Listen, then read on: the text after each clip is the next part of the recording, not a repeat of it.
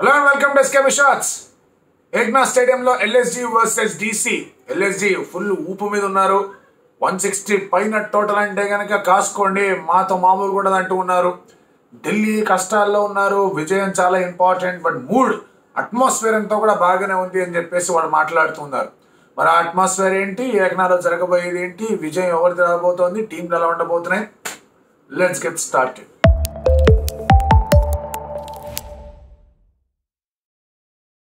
ముందుగా మనం Lucknow Super Giants గురించి మాట్లాడుకుంటే కనుక వాళ్ళ బౌలింగ్ అనేది ఒక ఫినామినల్ స్ట్రెంగ్త్గా వాళ్ళు మార్చుకున్నారు.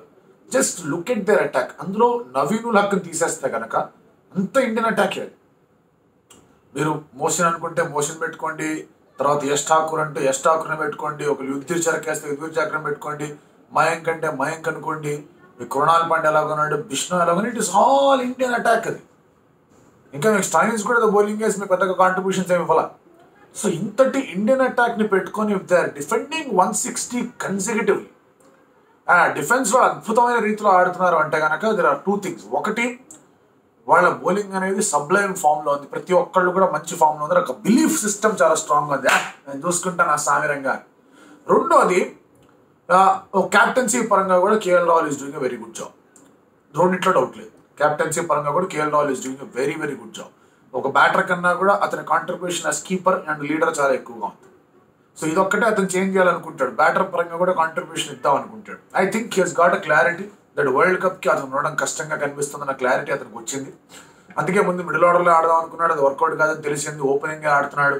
ఓపెనింగ్ ఆడుతుంటే కనుక అతనికి చాలా బ్యాటిల్స్ ఉన్నాయి to fight, and middle order keeper battle అనేది అతను వదిలేస్తున్నాడు. సో ఈ గాట్ అ క్లారిటీ. లేదు, నా ఫ్రాంచైజీకి బాగా చేద్దాం, అనవసరమైన ఆలోచన ఉంది, ఫ్రాంచైజీకి బాగా చేద్దాం, let us see how things go అనుకుంటున్నాడు. సో ఆ పరంగా ఫస్ట్ మ్యాచ్లో కాంట్రిబ్యూషన్ వచ్చింది, మిగతా మ్యాచ్లో కాంట్రిబ్యూషన్ రావాలి. లాస్ట్ మ్యాచ్లో కూడా చాలా స్లోగా ఆడాడు, he just got out, 105 strike రేట్తో ఆడాడు. బట్ వాళ్ళకి కలిసి వచ్చే అంశాలు ఏంటి అంటే కనుక లాస్ట్ మ్యాచ్లో డికాక్ ఫెయిల్ అయ్యాడు, బట్ డికాక్ ఫెయిల్ అవునప్పుడు they were able to notch good totals.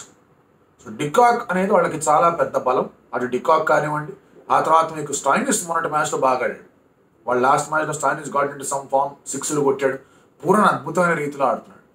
So వాళ్ళకి డికాక్ బాగా ఆడుతున్నాడు, పూరన్ బాగా ఆడుతున్నాడు, కృణాల్ పాండే దగ్గర మంచి కాంట్రిబ్యూషన్ ఉంది. సో మధ్యలో రాహుల్ బాగా ఆడడం, Devdutt Padikkal is not doing one, మళ్ళీ అతన్ని కన్సిడర్ చేస్తారా లేదా తెలియదు. At 1 down I don't know అతన్ని ఒక ఆలోచన అనేది ఎలా ఉంటుందని. But yes, against Delhi attack అనేది అతను ఏమైనా కొంచెం చేయగలడా అనేది చూడాలి. But otherwise they have Deepak కూడా చాలా పెద్ద రిసోర్స్గా మారుతుంది. లేదంటే మీరు ఆయుష్ బదోనీనే టాప్లో పంపించుకోవచ్చు, కృష్ణపై గౌతమ్ లాంటి ప్లేయర్ని తెచ్చుకోవచ్చు. వాళ్ళ దగ్గర చాలా మంది ప్లేయర్స్ ఉన్నారు, ఆర్ రెడీ టు పర్ఫామ్. అదొక్కటే ఇక్కడ లక్నో సూపర్ జైంట్స్ కాస్త ఇబ్బందిగా మారుతోంది. బట్ అగైన్ 160+ స్టే చేస్తున్నారు, 160 కొడితే సరిపోతుంది అనే ఆలోచనతో మాత్రం వాళ్ళు బరిలోకి దిగరు. Nobody thinks let's get to 160, ఆ తర్వాత వాళ్ళు చూసుకుంటారు అనేది ఎవరు రారు T20లో. ఇట్ ఈస్ జస్ట్ దట్ అలా అయిపోతుంది వాళ్ళకి, బికాస్ వాళ్ళ బౌలింగ్ అనేది బాగుంది కాబట్టి. సో ఆ రకంగా మీరు అబ్జర్వ్ చేస్తే కనుక అది ఒక చిన్న టెస్టింగ్ గ్రౌండ్గా ఉంటుంది. అండ్ ఇక్కడ బౌలింగ్ టీమ్స్ అంతా కూడా ఇదే ఫ్యాక్టర్ మీద కాస్త యూటిలైజ్ చేసుకుందాం అనుకుంటారు. The need to pick Quinton de Kock తొందరగా అనేది ఢిల్లీ క్యాపిటల్స్ ఆలోచన ఉంటుంది. సో వాళ్ళ సైడ్ నుంచి చూస్తే బౌలింగ్ ఎటుపోతుందో వాళ్ళకి ఏమాత్రం అర్థం కావట్లేదు. రెండో మ్యాచ్లో మనం మాట్లాడుకుంటే దర్ బౌలింగ్ ఓకే ఫైన్, ఈ బౌలింగ్ అటాక్ బాగుంది అనుకున్నాం. బట్ క్రమేణా ఏమవుతుందంటే నోకియా బాగా రన్స్కి వెళ్ళిపోవడం, తర్వాత ముఖేష్ అండ్ కుల్దీప్ ఇంజరీలో ఉండడం, ఆ తర్వాత ఇషాంత్ శర్మతో మీద వాళ్ళు డిపెండ్ అవ్వడం, ఇలాంటి వస్తూ ఏమైపోతుంది అంటే వాళ్ళ బౌలింగ్ అటాక్లో ఖచ్చితంగా రన్స్ వెళ్తాయని డిసైడ్ అయిపోయారు. లాస్ట్ మ్యాచ్ వాంఖేడేలో it's very good batting pitch కాదనట్లేదు, 20th ఓవర్ తీసేయండి, అది తీసేసినా కూడా 19 overs 200 runs అనేది ఇచ్చారు. ఇది చాలా కంటిన్యూస్గా జరుగుతుంది. అండ్ అఫ్కోర్స్ 20th ఓవర్ అనేది నోకియా చాలా గట్టిగా వెళ్ళాడు అండ్ చాలా హెవీగా రన్స్ ఇస్తున్నాడు. సో ఇది కొంచెం అడ్రస్ చేయాల్సిన అంశం. కుల్దీప్ యాదవ్ ప్రాక్టీస్ చేస్తూ కనిపించాడు. మరి ఇఫ్ హీఈస్ రెడీ, వాళ్ళ బౌలింగ్ అటాక్కి చాలా పెద్ద హెల్ప్ అనేది లభిస్తుంది. Krunal Pandya on that surface extra bounce రాబట్టాడు, కాస్త టర్న్ రాబట్టాడు. So Kuldeep Yadav wrist bowler, wrist spin use చేయాలి, ఇంకా కొంచెం బౌన్స్ గ్రిప్ అనేది వస్తుంది. సో అతను వచ్చాడంటే కనుక ప్లేయర్స్ లైక్ స్టాయినిస్ కానీ, పూరన్ కానీ, to an extent Quinton de Kock ఆడినా కానీ, రాహుల్ ఆడినా కానీ కాస్త కష్టంగా ఉంటుంది. అండ్ బౌలింగ్ పరంగా రిషబ్ పంత్కి ఓకే 4 good overs దొరికే అవకాశాలు ఉన్నాయి ఆ మిడిల్ ఓవర్స్లో, where Kuldeep Yadav can promise 2 wickets. అదొకటి కనిపిస్తుంది. బట్ అదర్వైజ్ ఢిల్లీ దగ్గర ఏం బౌలింగ్ ఉందనేది వాళ్ళకి ఏం అర్థం కావట్లేదు. If Mukesh is not fit for them, చాలా కష్టం వాళ్ళకి. మార్ష్ లేడు వాళ్ళ దగ్గర. సో ఐ థింక్ వాళ్ళు ఫ్రేజర్ మెకర్ లాంటి ప్లేయర్ని తెచ్చుకోవాలి. ఒకవేళ బ్యాటింగ్ పరంగా కూడా వాళ్ళకి కాస్త సపోర్ట్ కావాలంటే. ఏం జరుగుతుంది, మళ్ళీ అభిషేక్ పురాల్ని ఆడించే ప్రయత్నం చేస్తారు 1 డౌన్ 2 డౌన్. అతను లాస్ట్లో వచ్చి ఆడతాడు కదా, ఎందుకు అతన్ని ముందుకు పుష్ చేస్తారా నాకు అర్థం కావట్లేదు. ఈ టాక్టిక్ ఆఫ్ ఢిల్లీ క్యాపిటల్స్ కూడా కాస్త క్వశ్చన్ మార్క్ గానే కనిపిస్తుంది. ఎస్, షా అండ్ అలాగే వార్నర్ పూర్తి స్థాయిలో ఆడలేదు. బట్ షా లాస్ట్ మ్యాచ్ బాగా ఆడాడు, వార్నర్ ఒక మ్యాచ్ బాగా ఆడాడు. వాళ్ళిద్దరూ ఆడిన తర్వాత you get one more player, ఒక టాప్ ఆర్డర్ బ్యాటర్నే తెచ్చుకోండి. మీ దగ్గర యష్దుల్ ఉన్నాడు, కావాలనుకుంటే కనుక మీకు కిబుయి ఉన్నాడు, లేదంటే కనుక మీరు రిషబ్ పంత్ పంపించుకోండి పవర్ ప్లేలో ఆడడానికి. బట్ పంత్ ఎందుకో he wants to play at number 5, understandably so. T20 world cup కి వద్దాం అనుకుంటున్నాడు, ఆ విధంగానే అతని మైండ్ సెట్ అనేది ట్యూన్ అయి ఉంది కాబట్టి he wants to bat at number 5, Stubbs number 4 గా పంపించుకోండి. బట్ మళ్ళీ వాడు అదే ఆలోచన, నంబర్ 6 నంబర్ 7 ఎవరున్నారు. లాస్ట్ టైం లలిత్ యాదవ్ తీసుకొచ్చారు, లలిత్ యాదవ్ గుడ్ ఇంక్లూజన్, కొంతవరకు రన్స్ కొట్టగలడు. లలిత్ యాదవ్ అన్నా మీరు పైన పంపించుకోవచ్చు. పొరేల్ లాస్ట్ లో బాగా ఆడగలడు, లాస్ట్ మ్యాచ్ కూడా ఆడాడు కాదనట్ల, 30+ రన్స్ కొట్టాడు. కానీ you need a better batter there అనేది నా ఫీలింగ్. వాళ్ళు అంటే టూ మచ్ టూ లేట్ అనేది ఒక ఫ్రేజ్ అనేది ఉంటుంది T20లో, అలా చేసేస్తున్నారేమో. క్రిస్టల్ స్టబ్స్ అంత బాగా ఆడినా అతను ఒక నంబర్ 5లోనే ఆడాలి, రిషబ్ పంత్ ఎంత బాగా ఆడినా లేదా ఎంత మంచి ఫామ్ ఉన్నా నంబర్ 5లో ఆడాలి. ఇలా కాకుండా వాళ్ళు కొంచెం ముందుకు రాగలిగితే కనుక బాగుంటుంది. ఎస్పెషలీ మార్ష్ లేని ఒక ఆబ్సెన్స్ అనేది కనిపిస్తుంది, మార్ష్ ఆబ్సెన్స్ అనేది కనిపిస్తుంది కాబట్టి. If they can get Fraser McGurk, Warner ఉన్నాడు, మెక్కర్గ్ ఉన్నాడు, అండ్ బౌలింగ్ లో లాస్ట్ టైం జై రిచర్డ్స్ అనేది తెచ్చారు, నోకియా అనేది తెచ్చారు, ఇద్దరు ఉన్నా కూడా బాగా పరుగులు వెళ్ళిపోయాయి. ఒకవేళ ముఖేష్ ఫిట్ గా ఉన్నాడంటే కనుక they can say Nokia Babu rest తీసుకోవాలి. బట్ ఇండియన్ బౌలర్స్ తో వాళ్ళు నమ్మకం పెట్టే ఒక సిచ్యువేషన్ లో లేరు వాళ్ళు, అది కూడా ఒక ప్రాబ్లం గా ఉంది. టూ మెనీ ఇంజరీస్ వచ్చి కూర్చునే వాళ్ళకి.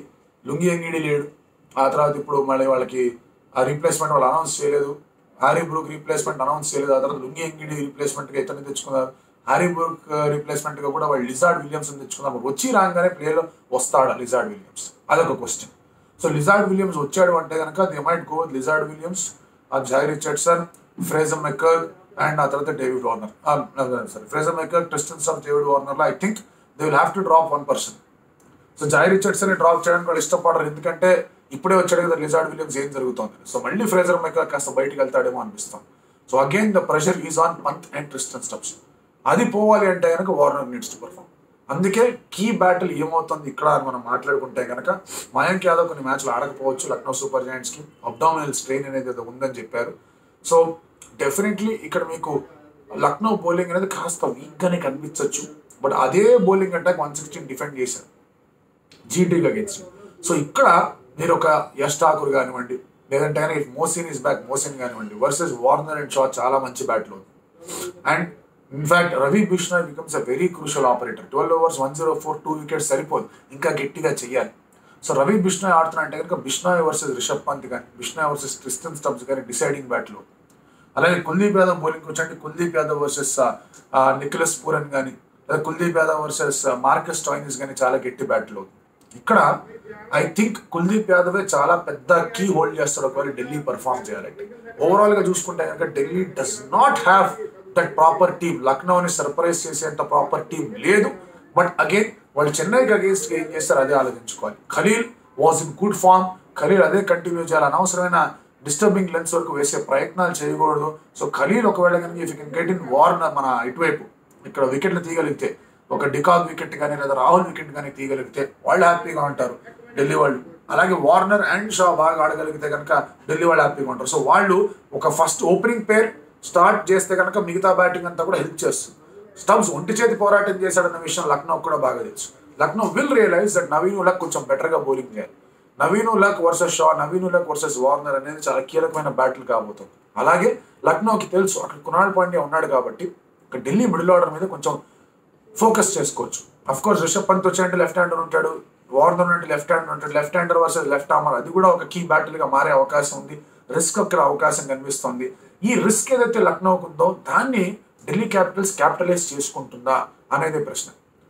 ఓవరాల్ గా మనం మాట్లాడుకుంటే కనుక టీమ్స్ కూడా మాట్లాడుకున్నాం. లక్నోలో అగైన్ వాళ్ళ దగ్గర మంచి అటాక్ ఉంది, ఫుల్ పేసర్స్ రిజర్వ్ కనిపిస్తుంది వాళ్ళకి, వాళ్ళ టీం సెట్గా ఉంది ఈవెన్ దో మయాంక్ ఇంజరీగా ఉన్నా కూడా, ఎందుకంటే ఈ టీం మీద నమ్మకం ఉంది వాళ్ళకి. అలాగే ఇటువైపు చూసుకుంటే కనుక అఫ్ కోర్స్ లక్నో దగ్గర బౌలింగ్ కొన్ని ఫ్లాస్ ఉన్నాయి కాదనట్లా, కొన్ని హోల్స్ ఉన్నాయి, బట్ దే డూయింగ్ వెల్.